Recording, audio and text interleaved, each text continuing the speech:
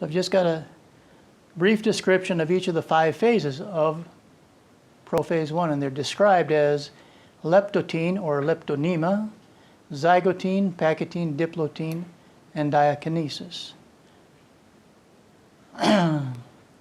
So in prophase 1, the individual chromosomes are described that they cannot be clearly identified. The chromosomes are composed of 2 chromatids. They are unassociated and distributed at random in the nucleus at this stage. And as leptotene proceeds into zygotene, active pairing of the homologous chromosomes occur. Is there active pairing of homoiologous chromosomes at this stage? How many say yes? How many say no? We have 1 vote. The important point is homoiologous chromosomes do not pair with other homologs, right? So if you want to get some crossing over between a non-homoiologous chromosome, is that right? Yeah, you need to remove a specific gene. That gene is called the pH gene.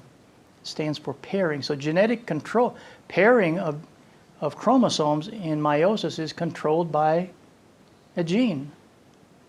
So with that gene, if that gene is present in the genome, then pairing will always be between homologous chromosomes. The pairing of chromosomes go along with synapsis, which is a very exact, synapsis or pairing is very exact, the entire length of the paired chromosomes. Alleles are closely paired in the nucleus. This association of the 2 homologs, not homeologs, but the homologs, is referred to as abivalent. So the nucleus at the end of zygonema contains N bivalents, where N is the haploid number of the species. And I'm afraid you won't be able to see it here, but in durum wheat, there would be 14 bivalents. It's a tetraploid. In bread wheat, there would be 21 bivalents. The end of pachytene, the stage of prophase 1, the chromosome threads now begin to visibly thicken. 2 chromatids of each chromosome can be recognized. The synaptonemal complex is complete. Again, this synaptonemal complex is what allows crossing over between the chromatids to occur. And so crossing over, in fact, takes place. In prophase 1, the chromosome threads that compose each bivalent begin to separate from each other. The separation of chromatids is evident the entire length of the bivalent. Chiasmata can be observed where the actual individual chromatids appear to cross. Crossing over is the separation of genes that were previously linked on the same chromosome. And those linked genes now transfer to the other chromatid. Each chiasma reflects a point where a physical exchange of segments between homologous chromosomes has taken place. It's called the synaptonemal complex. The outcome is an exchange of corresponding blocks of genes between homologous chromosomes. So this is what I'll try to depict here, and what's important is the relationship between genes that are on one chromosome to start with and genes that are on another chromosome to start with, in a crossover event that results in different gametes being formed due to a crossover event. So in this particular example, this chromosome has a gene, we'll call it big A, and at another location on the chromosome it has another gene called big Z, if you're from South Africa. If you're from the US, this is Z. And then there's another chromosome with a small a and a small z, and there's a reciprocal exchange formed because of a chiasma that has been formed here between so the synapsis is the pairing, the close pairing of the chromosomes. The point of exchange is there's a reciprocal exchange, And so after that exchange has occurred, then this big A is on this chromatid and the Z is on this chromatid. The A is also here, but the break point brings this chromosome, this portion of this chromatid to this chromatid. Okay? Likewise, now we have big A, big Z, big A, little z, big Z, little a, little z. And so when these chromatids separate during anaphase 2, then we get this chromatid, this one, and this one. And so the gametes that are formed are these 4 combinations. Okay? So tell me what happens to the gametes if in fact there's not one crossover, but 2 crossover events. So one crossover event here and another one here. Yeah, the genes between these 2 crossovers. So if there is a double crossover here, is there any change in the gametic constitution of the gametes?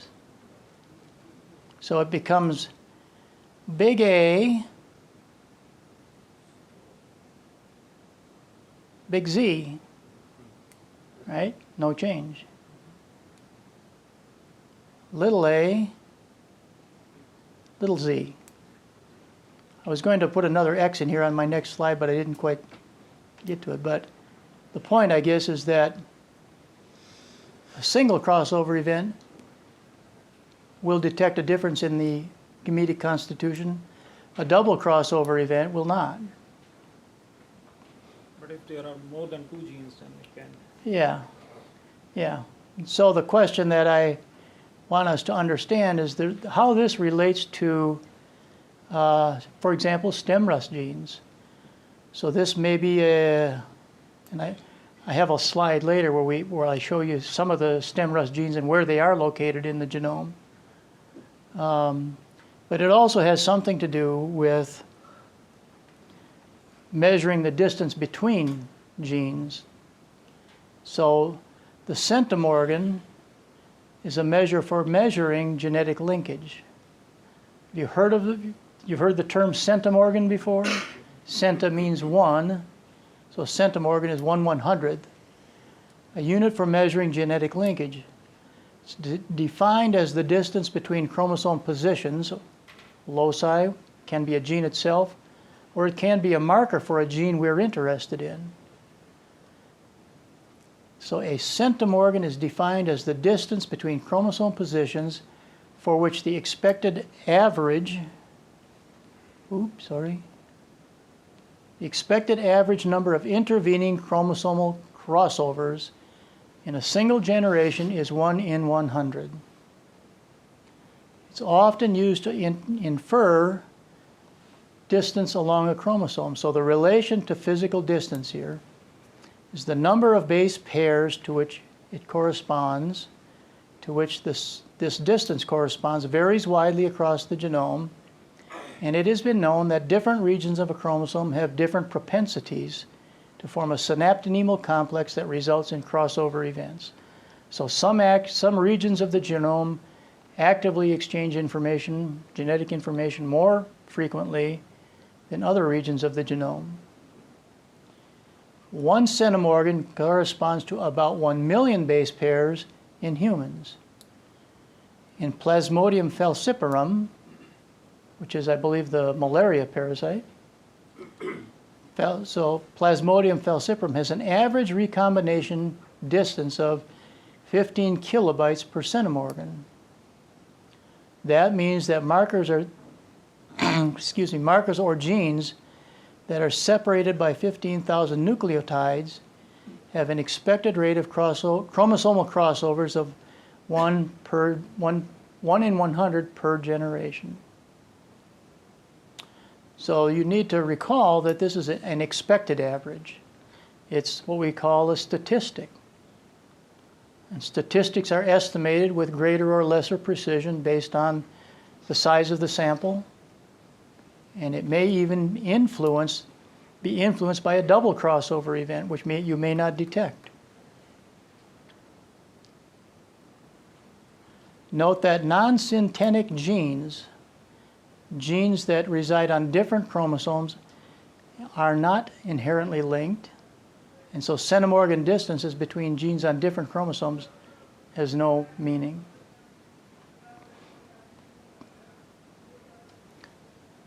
So a centimorgan, 1/100th of one probability in 100 of an exchange between loci. So any questions about this so far? You understand where the A, B, and the D genomes come from, and how chromosomes pair and how their genetic information is exchanged in meiosis, and we get different segregation ratios. And the size of the population that we want to produce for our breeding program is a function of the number of genes that are control the trait we're interested in. Shall we proceed, or do we have some questions? Okay.